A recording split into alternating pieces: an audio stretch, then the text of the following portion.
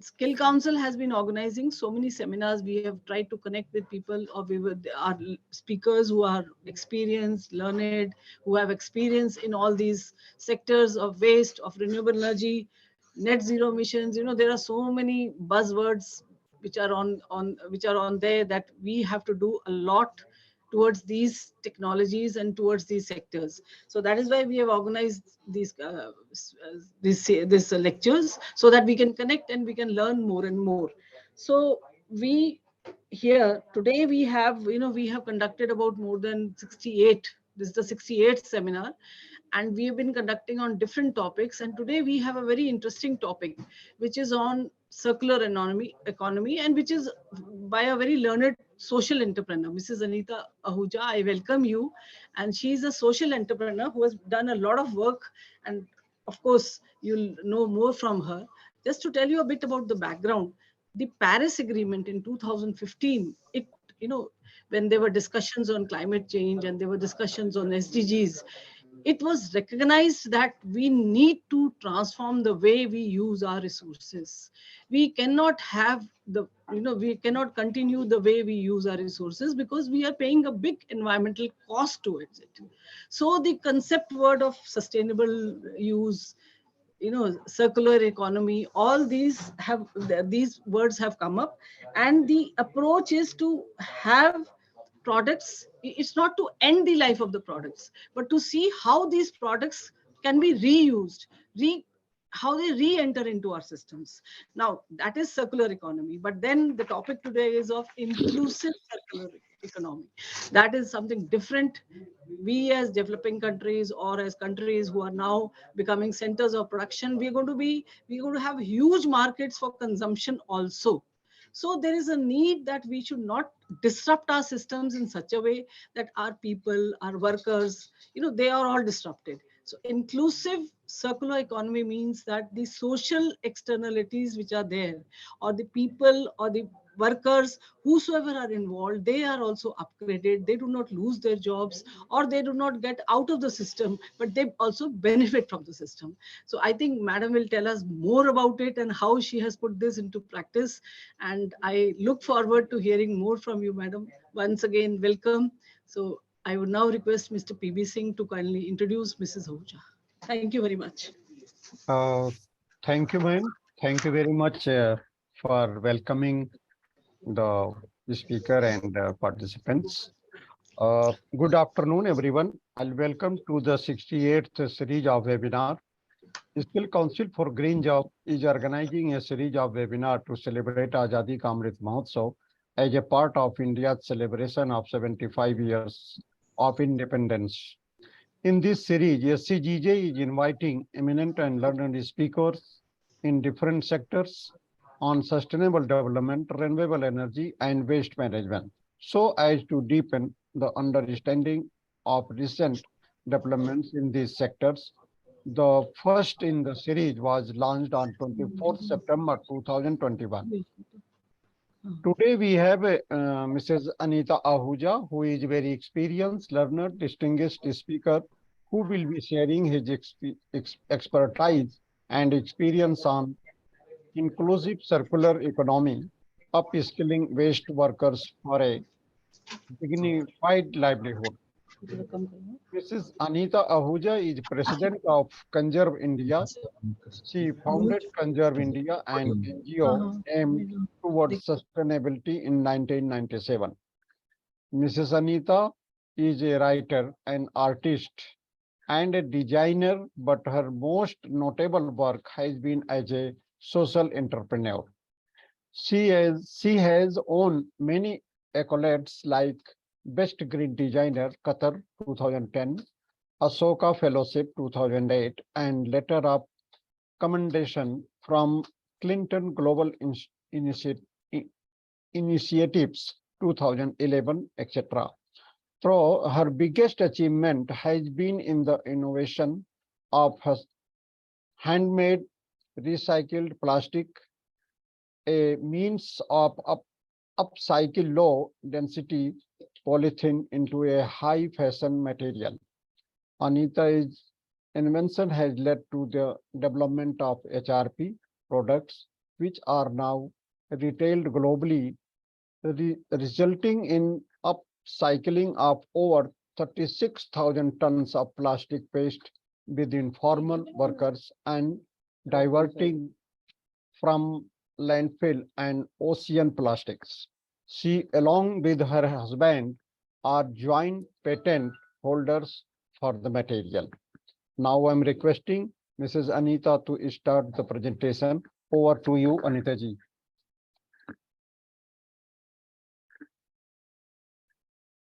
Yeah, ma'am, you are, please unmute. Yeah. Sorry. Thank you, Mr. Singh, and thank you, Dr. Dameja, for inviting me to speak. And I hope my presentation is worth the time that some people have come in and joined to hear. So let's move ahead. Can I have the first slide?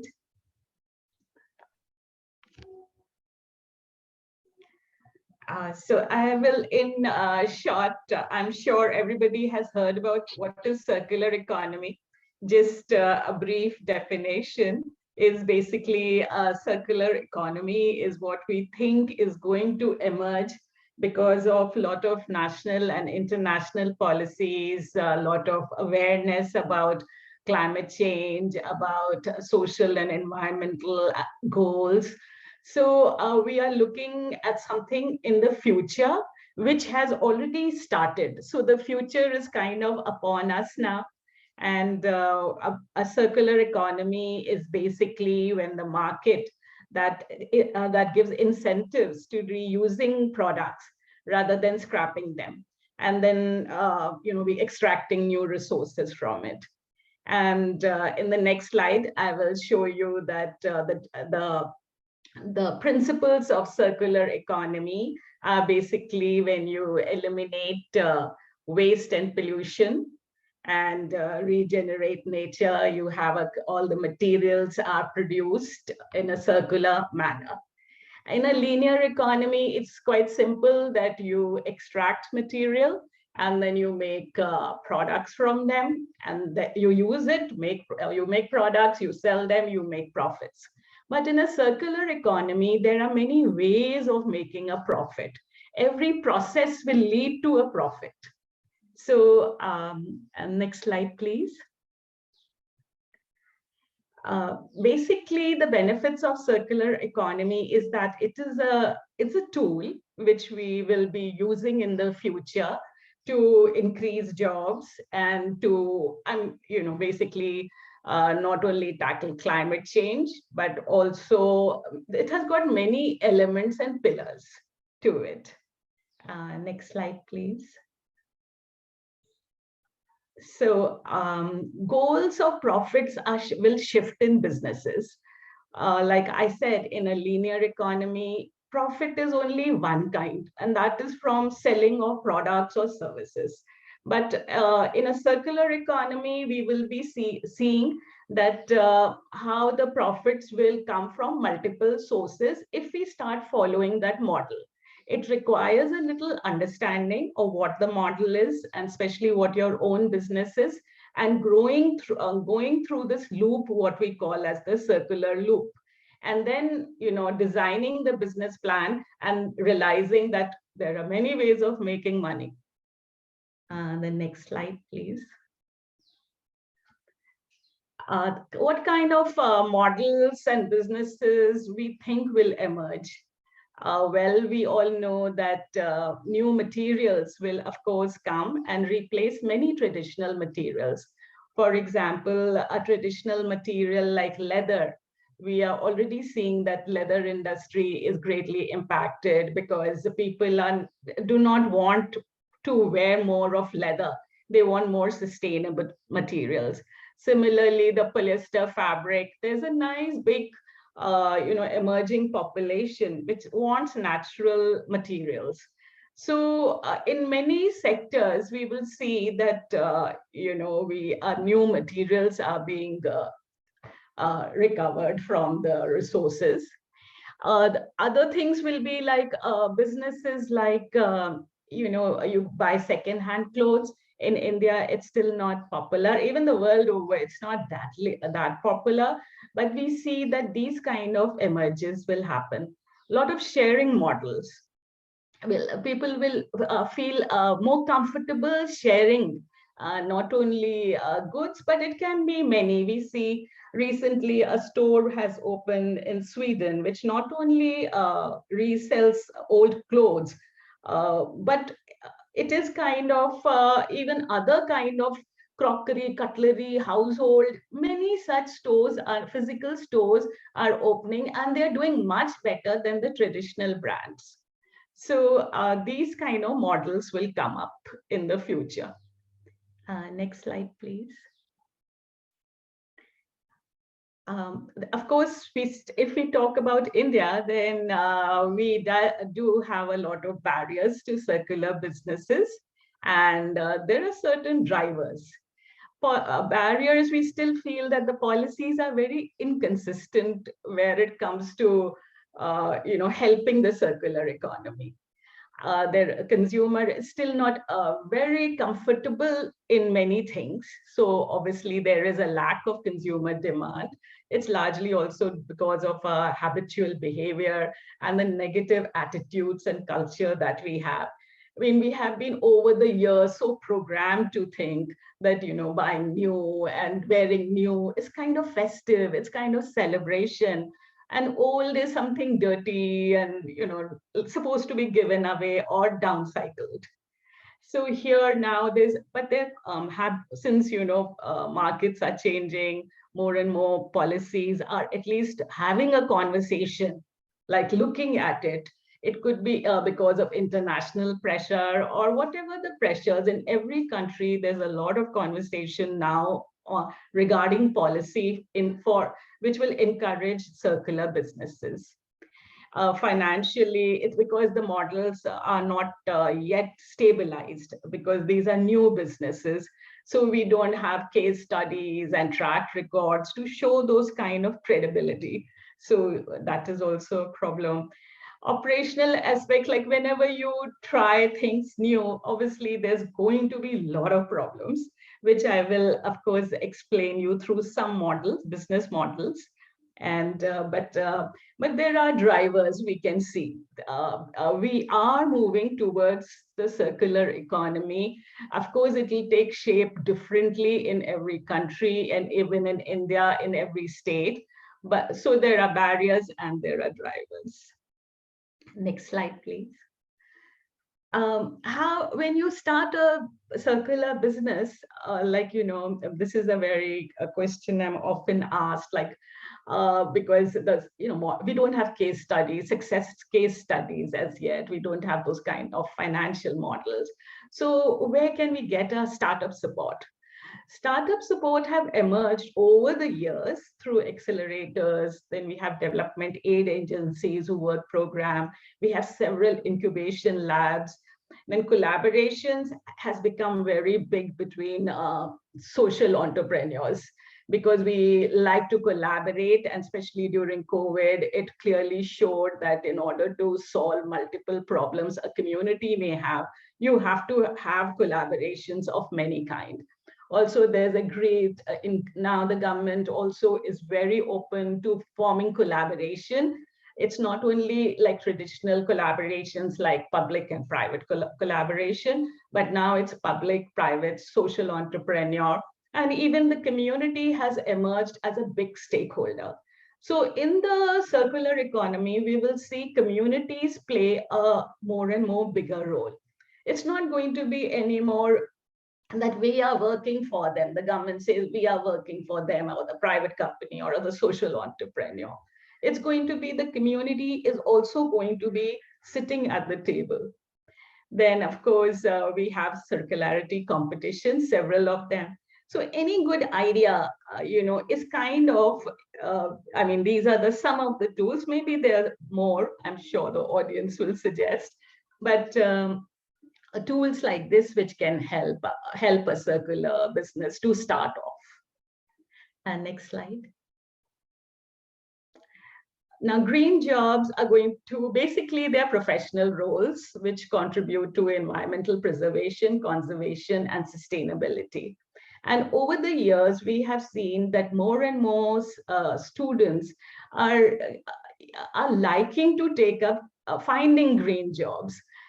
And green jobs are actually available in several industries like energy, construction, transportation, research, agriculture. I mean, of course, waste management and manufacturing and all is understood, but there are several sectors now who are, green jobs are becoming more and more viable for youngsters. But since my talk today is more about the waste pickers, I will not talk a lot on the green jobs for college students, but rather for the waste pickers. Next slide. One of the models which is emerging in the waste management sector, and also where not only the waste pickers can get involved, but also students as they get trained. So basically, material resource facilities are coming up all over India. And I have just taken from the internet some pictures so that we have some kind of models to kind of see that what will work in India. So, but yes, many material resource facilities are now in operation. And basically, a material recovery facility is a plant that separates and prepares single stream recycling materials to be sold to end buyers. It's an aggregator of glass, plastic, metal, paper, cardboard. Everything is kind of collected together as it used to be, as it's still done in the unorganized sector, but this is more of a plant. And also it has got many machines, and majority of sorting is still done by informal sector and will continue to do by the informal sector. But because we are now talking about a kind of a factory, so the people who will be employed, the waste pickers, also need training, because some of the machinery will be quite expensive, or if not a fully automatic, at least semi-automatic, or there will be some kind of machines, because then only it's viable if only you have machines. So for that, we have to train the waste pickers. Next slide. This is again some pictures of MRP. You can see there are workers, and we have how they are sorting on the conveyor belt. And we get lots of students are also coming to see these operations. It's more for ideas. And just now it may not seem very clean, but a picture is emerging as in the next 5-7 years, as the case studies get formed and your financial analysis happen, then you can see that it will become more and more organized. And also it's very important, because once you're in that, then you have to become compliant, not only certified with the Pollution Control Board, but also if you need to get audits done. So the workers also get a decent salary, and just like a normal company. So we can see the growth of the waste picker, that he gets skilled, then he joins this kind of an operation, and then gradually starts getting better salary and incentives. And this is how I feel like this is one story which can become successful, is through material recovery facilities, if handled properly. This is another MRF, which is in Gurugram. This is it's in cooperation with EcoGreen and the municipal corporation. So it has got a big piece of land, but I still think these kind of facilities will require bigger land. But it has got a combined capacity of processing around 150 tons of waste daily. So obviously, if this kind of quantity is not going to the landfill site, it's going to help us, be better for the city. When in the next 5 years, they have plans to automate it. And so I think this will be very good for all kinds of jobs which will come out of these MRFs. Next slide, please. So the jobs that will get created by MRFs will be like a procurement specialist, sales staff, facility manager, logistics staff, business development manager, recycling specialist, safety officers, and what we call garbiologist. And not only the managerial, so the waste pickers will of course get trained and certified at one level. Then many of them will move to the second level and third level. Even in waste pickers, what we have seen over the last 20 years is that it's not uniform. It's not that all waste pickers have got the same level of education and same level of awareness. Some of them, I mean, they're quite different clusters across India. So I can see many of the waste pickers with little help and training, of course, they can be climbing this professional ladder. So yes, I mean, this is my personal opinion. I'll be happy to have a talk about it. Then the other models which are emerging is like one of models is the social enterprise. More and more artisan-driven social entrepreneurs are emerging. When I started 20 years back and created that material, which is called handmade recycled plastic, that time we were one of the very few who were working with plastic waste. And those kind of compliances and all were also not there. So, but over the years, I have seen so many, and it's very exciting field because, it's so many new things are emerging, new kinds of products are emerging. And we have been largely 100% export because at that time, 20 years back, we got a little support through Indian handicraft gift show. And in a very, very first trade show, we had a lot of export orders. So since as a non-profit, we were not very exposed to how Indian markets function or export function, we were kind of new to all the markets. So we decided to get into exports. And we got into fashion. But of course, now I see so many enterprises working with different kind of waste materials. It can be plastic, it can be metal, it can be any kind of materials. I mean, so it's nice. It's a nice field. Then next slide, please. So these are some of our products, which you can see.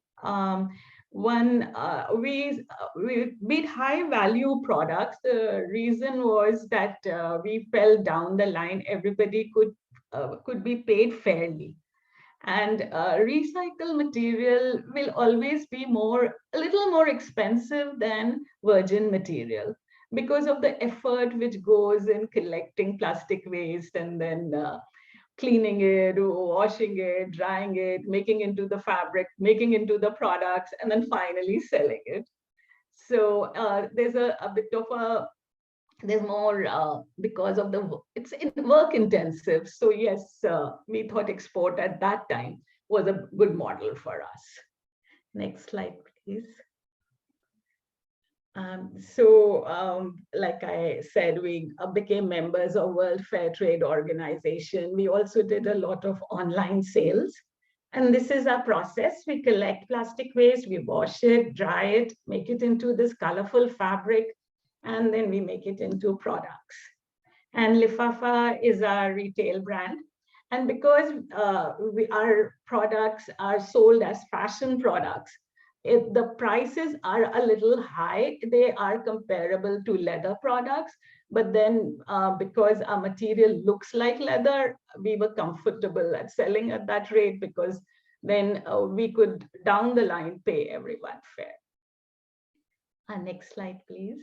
This is another model which is run by another social entrepreneur. It's Recharka. And they are also using plastic waste and making fashion accessories. And they have also gotten more into domestic sales because market has changed. India is very ready for green products. I mean, there's such a lot of change in India that, many businesses, even Gunj, all our colleagues, and we kind of all talk all the time to each other because our model started way back early. But it's very nice to see so many social entrepreneurs now. Next slide, please. These are some of their products, and they're doing very well, both domestically and export. So, but of course, waste pickers are involved because all the collection and the segregation, everything is done largely by the waste pickers. We also have special programs where they're trained how to use a fusing machine or a heat press machine, baling. So the waste pickers are already skilled a little bit, and then of course on the job they get more skilled with a social entrepreneur. So this is another model which is becoming very popular in India. Next slide. So inclusive circular economy for waste pickers, like I've already started the conversation. And most companies do want this triple bottom line, which is they want to be environmentally friendly, but also very profitable. They do care for social equity. So, and it's part of the SDG goals. So I think, it is something we should look forward and welcome circular economy. Can I have the next slide? The waste we are seeing, and we have always traditionally thought waste as waste, but the vocabulary is changing. Today we to look at waste first as a wealth or maybe as a resource at best. And we know that there are a lot of, it's got value, and there are several opportunities in this waste. So just as we do mining and go deep down in the mines and dig out all kind of precious metals, similarly, these heaps which you see are actually gold mines for us. We just have to dig it properly. And next slide. So, like I said, market opportunities for every material that we are coming across. People are saying, can we have something more sustainable? And with the QR codes becoming increasingly popular, they want to know from, where this company has picked up its material and how will it dump it, and what are its, how are they recycling, upcycling. So much of the brand in most of the materials, they're looking now for sustainable materials and processes. Next slide. Waste pickers, I don't have to talk about the waste pickers. I know that all of you who have come here because of your concern for the waste pickers. We just celebrated the Waste Picker Day, and I've never seen so much literature, so much social content, creative content coming around. So I think we all at some level know that they need our support. We have more than 4 million waste pickers in India, and we know that how their lives are, whether they're living near the landfill sites or they're working as the local kabadiwala. We have seen them now over the years, and as cities, we owe it to them to give them that respect and attention, which we feel rightly belongs to them. Next slide. Role of waste pickers, again, it's not only recycling, they keep our city beautiful, all the collection is done by them, health, during COVID, all the waste was dumped most of the time because COVID came upon us so quickly, one after another waves, that we never really had the time to set up systems, how to manage the waste. The whole city was just involved in kind of facing COVID, both at a personal and professional level, that we never thought of the waste pickers. And most of us entrepreneurs, that it had been years since we had taken donations for something like ration and all, because over the years we were pretty much matured. And then during COVID, we found ourselves back to square one. I mean, we were collecting ration and all because the waste pickers, I mean, needed at that time food, since it was sometimes it was lockdown, sometimes, I mean, several problems. So I have said this many times that maybe the storm was same for all of us, but we were definitely in different boats. So I feel that that has also impacted the people who live in this city, because we all, were aware of what's happening. So yes, next slide. This is a typical picture of a waste picker. Sorry, I put it here, but then this is how they still are a large majority in India.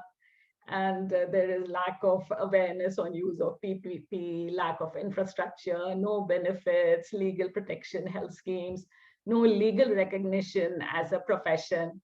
So yes, this is a typical portrait of a waste picker, which I want to challenge. And next slide, please. Need for training of waste pickers, I think all of us know here. And many, including the Green Council and many social enterprises have now created programs to train the waste pickers, but it requires a whole lot of trust. I mean, just now we have just taken very baby steps towards it, but a lot of, we need to, put in a lot of more effort in it to train the waste pickers into them getting the right jobs at the, as soon as possible, kind of a thing. Next slide. So one of the, for waste pickers, like vision, like, as a social entrepreneur, we're always in, looking for new ideas. So for in circular economy, when courses and skill, we all don't deny. Now, what kind of schools do these waste pickers need where they can be skilled?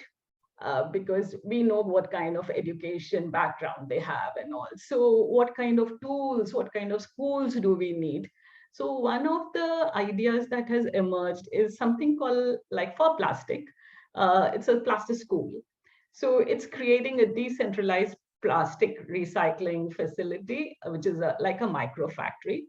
So it's like, while MRPs and all, we imagine them to handle the city's waste, and yes, it has tons and tons of waste. While plaster schools are the schools which will train the waste pickers on to getting ready for not only MRFs, but for the different industries, even plastic industry, like, where they can be absorbed into, so that they come into more and more the organized sector. Next slide, please.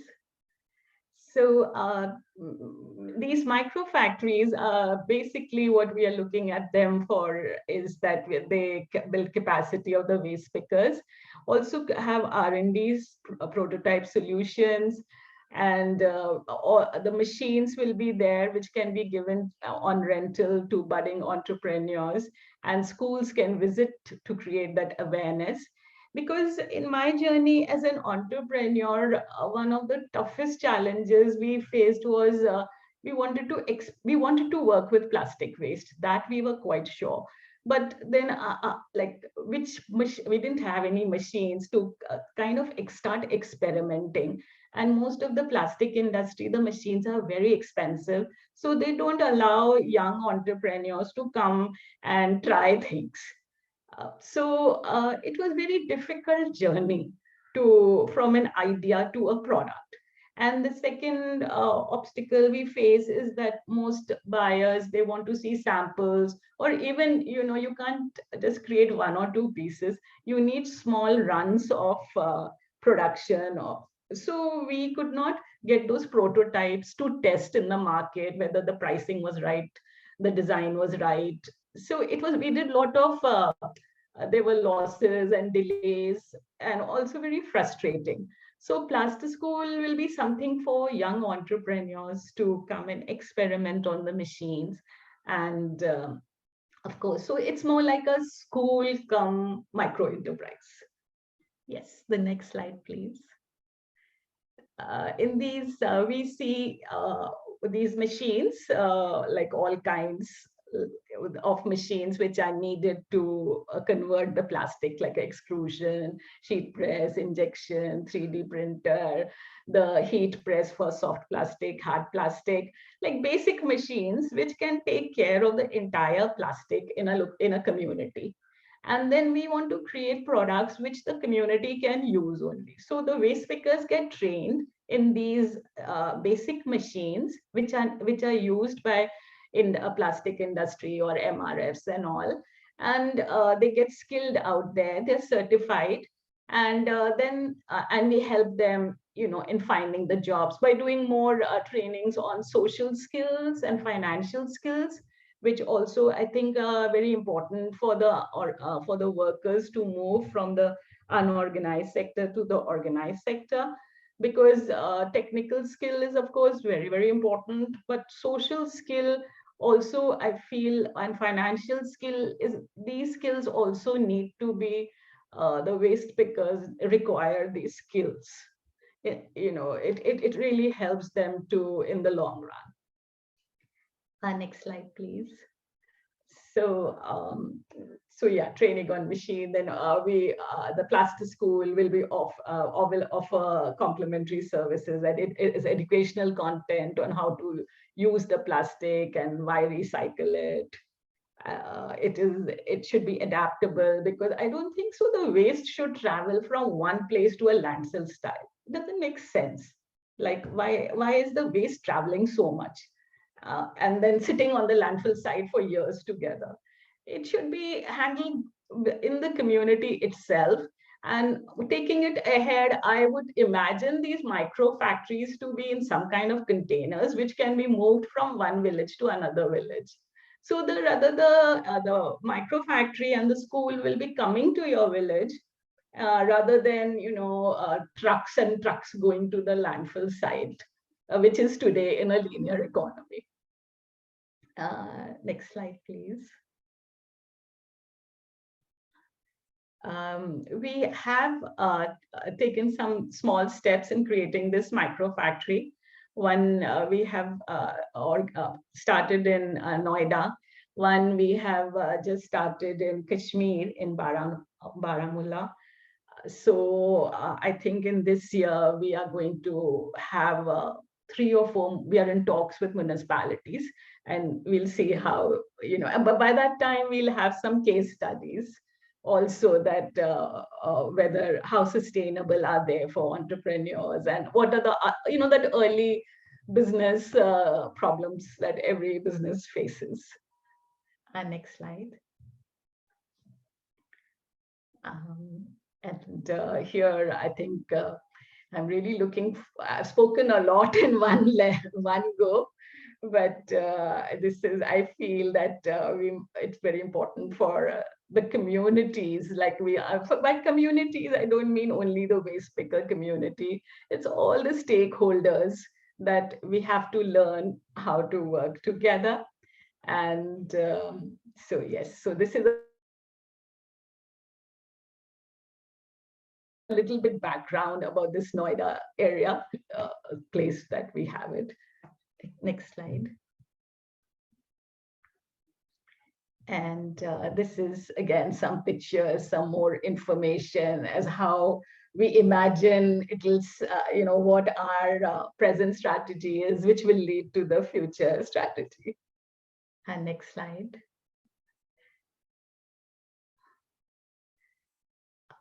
Regarding trainings, we have done for many, many years. We have trained the waste pickers, but I have realized that just training them through modules and all is good, but what we need is they need more hands-on training also. So we are creating these modules for soft plastic, for hard plastic, and while I'm at it, in textile waste, also we have been doing a lot. Our recent innovation was that when we fused, those nylon saris, which are really colorful and very cheap, and they're very popular in India. So if you actually fuse the plastic and those old saris, they kind of fusing into a one fabric only. So like largely most of our communities are now wearing plastic bags on them, which is like labeled as textile. So this is also interesting. So in the more innovations we do as social entrepreneurs, it'll create a lot more opportunities for social entrepreneurs to adapt it to their business models, and for waste pickers to find more better value addition to their segregation. So in textile waste, of course, we try to upcycle it, most of it. And what we can't upcycle it, and it has got too much mixed fibers, then it goes for shredding. But largely we are experimenting a lot with textile and plastic, fusing them together. And independently, textile also, the fiber, how to, and I must tell you, there's so much knowledge in the waste pickers. I mean, all my learning has been done through the waste pickers. We think that they don't know, but really, like the kind of knowledge and tricks they have acquired because of their experience, and that, without any testing or anything, they just have learned with experience. So I feel we must not lose that knowledge, because that knowledge is really valuable. It'll really cost us a lot of money through labs and testing to acquire that knowledge. So I really wish that the government is more proactive, and this traditional knowledge in waste pickers is also kind of taken into consideration and brought on paper, so that everybody can learn from it. They can build it further, refine it further, that knowledge. Next slide, please. So this is some hard plastic. It's shredded and then fused, and then again made it into products. And many new businesses are coming around hard plastic also. And plastic bottles, we have now two types of products, businesses emerging. One is the large factory, like to upcycle plastic bottles, shred it and then spin it and weave it. In a huge factory, a plant may cost 20 to 30 crores. And most of the time they don't do well that much, is because demand internationally could be there, but they require huge lot of waste, segregated clean waste. And we have a lot of bottlenecks. So that is why they try to tie up with social entrepreneurs.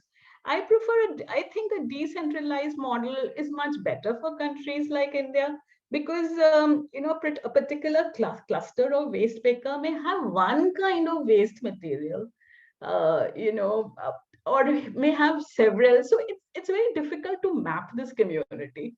So it's just more safer to have a decentralized model than to have huge factories. Like initially we had this waste to energy project, and then it didn't do well because the caloric value of the waste was not right for our waste. And similarly, so many plants I'm seeing that they invest a lot and it doesn't work. So it's time for micro factories, local community being involved, local demand being created, and the policies helping all these things, helping the social entrepreneur, helping the behavioral change in the market. Like the recent program of Life by Niti Aayog, I think it's really wonderful, and we should adopt it as a lifestyle. Next slide, please. Um, this is business functions. The modules that we create. I'm back to what the skill development. Yes, but that is we need all these kind of modules on wash, sanitation, hygiene, sexual health, gender sensitivity. So this is all connected with the waste picker problems, and that's how I see. The next slide, please. Now, I did want to talk a little bit about the extended producer responsibility, the EPR. About 10 years back, the conversations had started around that. And we were really thought it's going to be a great financing tool. It'll help us become a more inclusive society. But practically on the ground, it has not been that good. It's not been that inclusive for the waste pickers. The waste pickers have not benefited out of it, and we feel it should not be replicated blindly by different industry like the textile industry. Or so financial tools like EPR or plastic credits or carbon credits, I think it requires a whole lot of more interactions and understanding of them. That how can we make them more inclusive in an Indian context? In a European context, it would be very different. But so I feel that we must not waste opportunities like this, which can help us to financially, kind of make the waste pickers training and the school the kind of help they require. But because of lack of finances, we miss out on this opportunity and take short routes. It's not going to be good for India. So tools like this, EPR and all, now we have seen in 10 years that it has not worked on the ground level.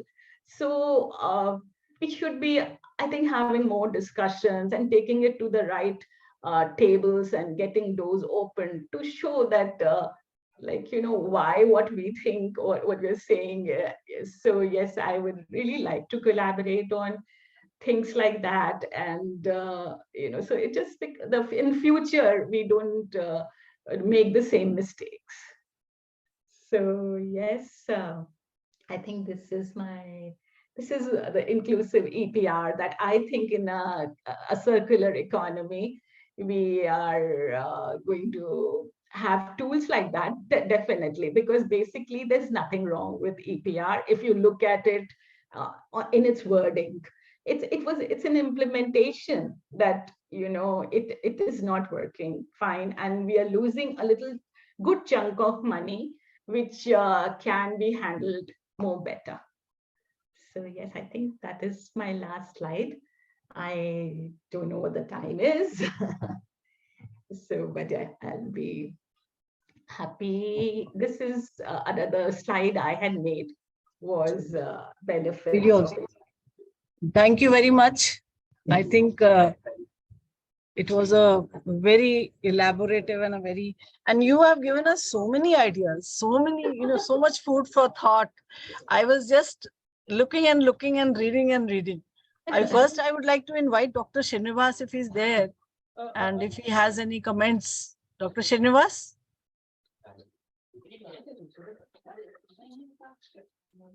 Yeah, I think he's not there.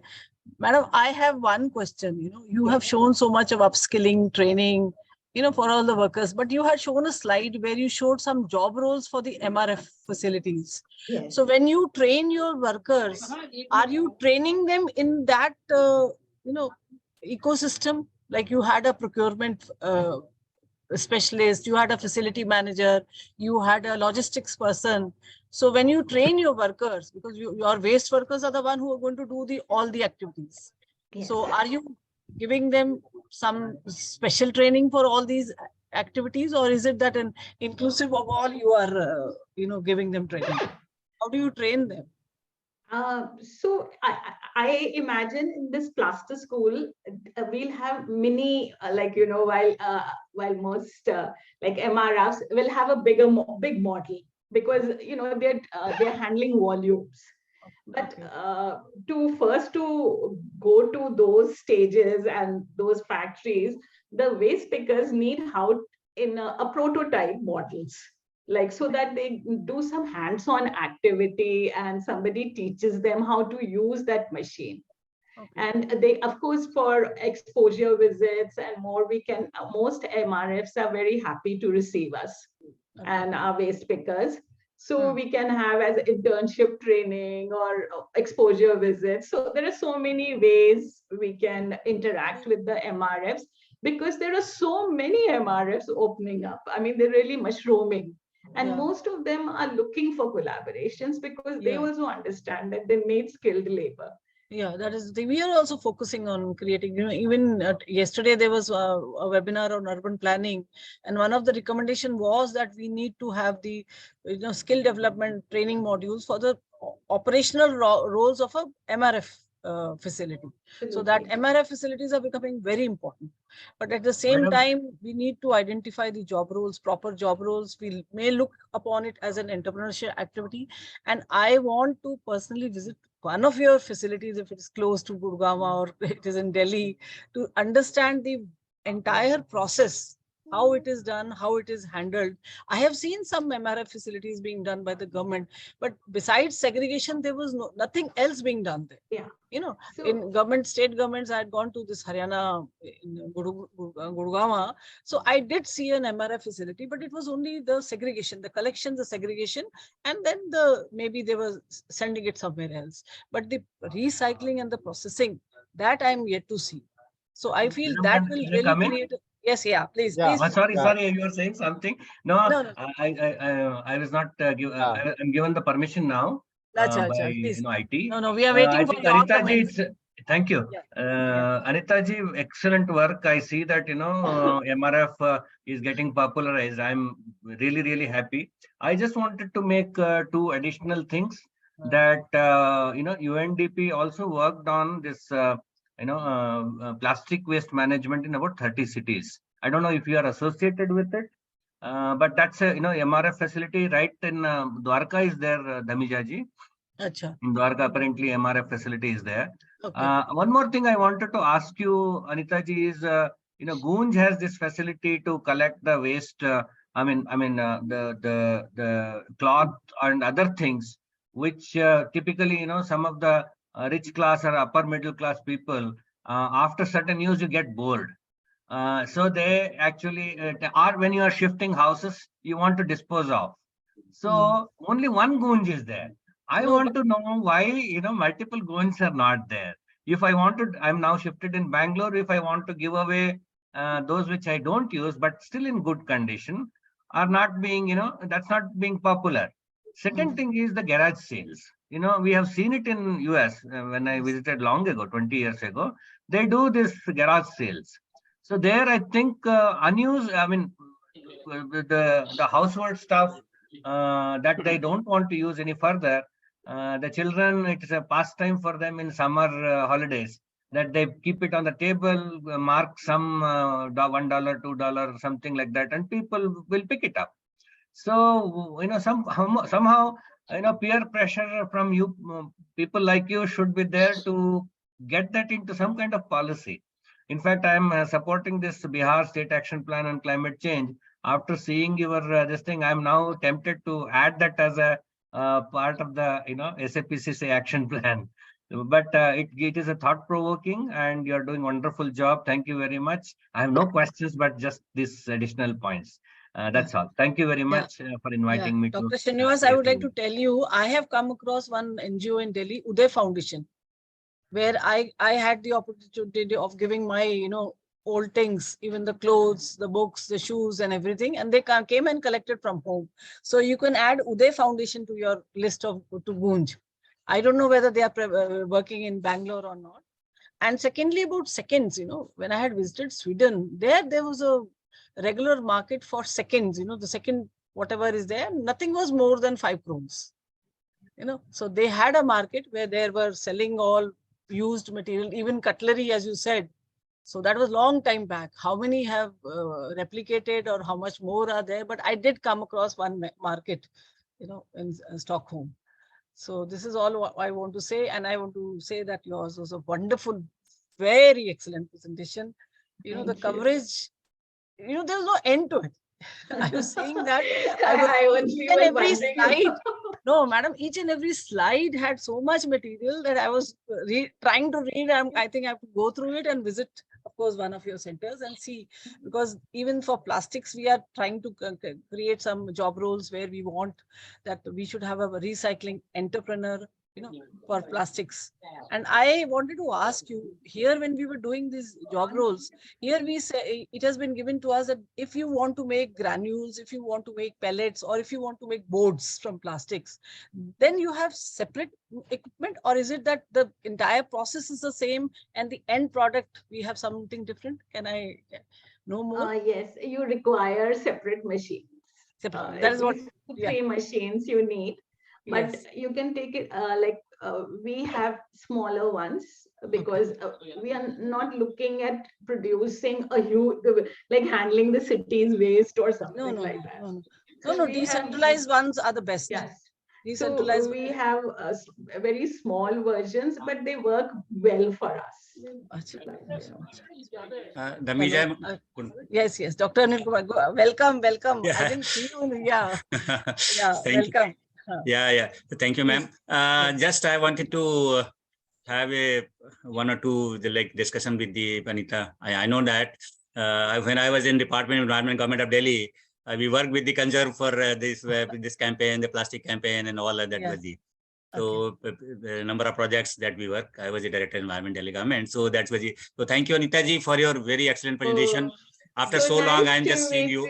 Yes, so nice to meet you. You funded our first project and you came and visited us. Yes. Thank you. I recall all the things now, about maybe about 20 years back or something like 18 years back. Yes, absolutely. So I visited so many there. So thanks for this. I mean, this is very, very important. I mean, it's to go for that. But main thing is just you working with some municipality or something like, or just because very, very important to work with very closely with the municipality, so that it should be popularized with the masses, that was the, and it should be decentralized. Just madam was saying that should be that. We are not really working in Noida with the municipality, but the Kashmir project, we are working in Srinagar with the municipality, and also in Baramulla. And it's also an aspirational district. So this is our first, we have a formal MOU with the municipalities. Yeah, I think that this really becomes important with because it should be popularized with the masses. Otherwise, people are donating their things like to some kind of a charity or something. It should be in the website of the municipality, something where we want to give these things to, I mean, to donate, or just like some Dr. S. was saying that garage sale or something like. So should be it should be more popularized then, because otherwise more people going for recycling that way. Yeah. So I think we have Mrs. Kiran Babbal. She is also asking, Madam, you are there? Yes, I'm here. Yeah, please. So I think you can ask your question, and I think she and you can connect with the madam also. Okay, please. Hello. Hello. Hi. Yeah. Please. Yes. I'm Kiran Babal, and it was very heartening to hear about plastic and plastic projects. Very recently, I have sent to Dr. Praveen Saxena a picture. Very recently, we made eco bricks with plastic and made a table, and it was a competition with Navodit school. So our project got third prize. That is one thing. Gandhi Growth Foundation is the NGO where we work on plastic recycling or anything for recycling, as a matter of fact. But my main concern is from the residents' point of view, it is very difficult. We keep on hoarding the plastic, then we don't know whom to give, whom not to give. So there should be some people coming around, especially for plastic, so that it can be given. Well, this logistics is a problem for us, because we do not have so many centers or something. So it doesn't make sense. I have many, well-wishers, our organization, the supporters from far, far off. They'll send us the plastic, but that fuel they're using on the car or courier or is much more than, Yes. So till we, don't have those, many service providers, I think more plastic banks will emerge in the next few years. They've already started in some cities. I think Varanasi, Mathura, the plastic banks have emerged.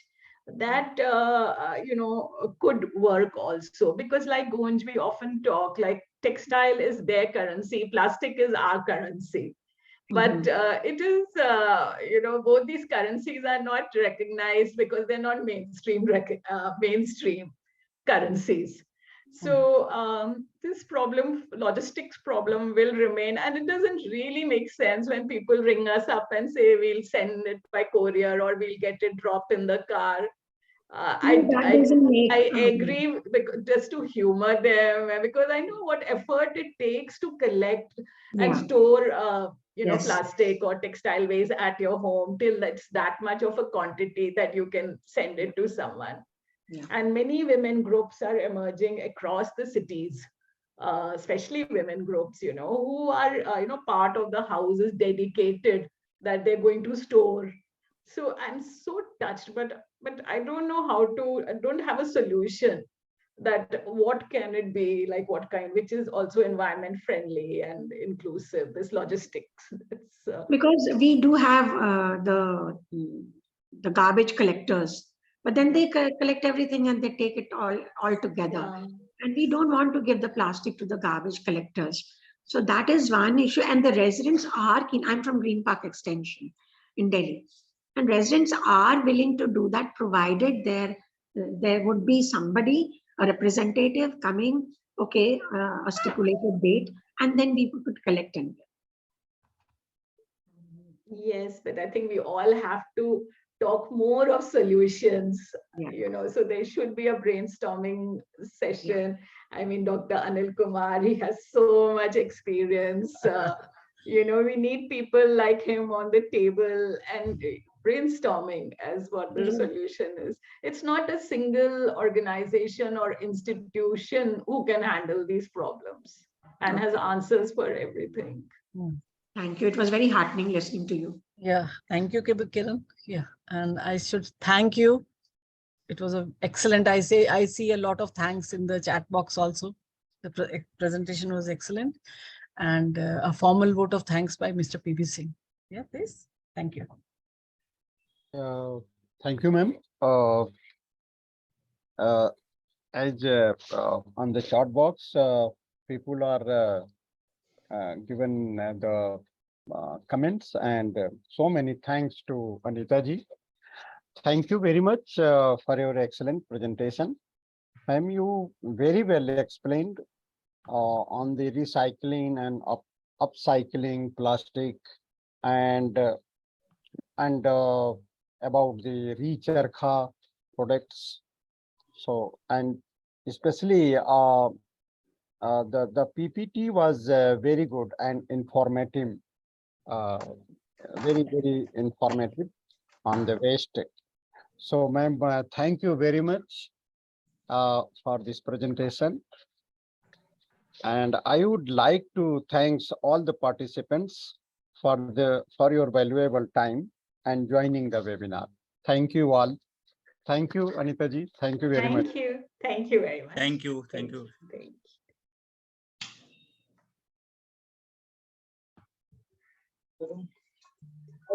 My class